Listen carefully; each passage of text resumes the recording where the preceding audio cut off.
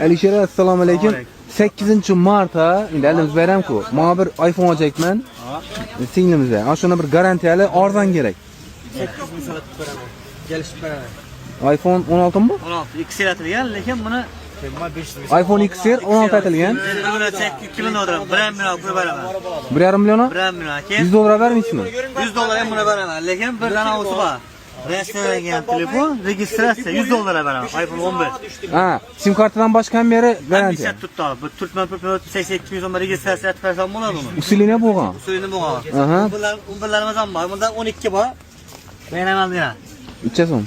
2,5 milliondan qo'yib beramiz. 2 milliondan vermaysizmi? 2 million 400 dan beramiz. 2 million 200. 300. 200. 300. 200. Bo'ldi, o'rtalarga atib beramiz. Aha. Xudo xolasa. 12 bu. Ha, keyin Elan, qiziq eti 10 bilamiz elan. 3 so'm. 2 million atib beramiz. Menlar o'tirolmaz. 1 million 800. Üstüne gelsemiz işte.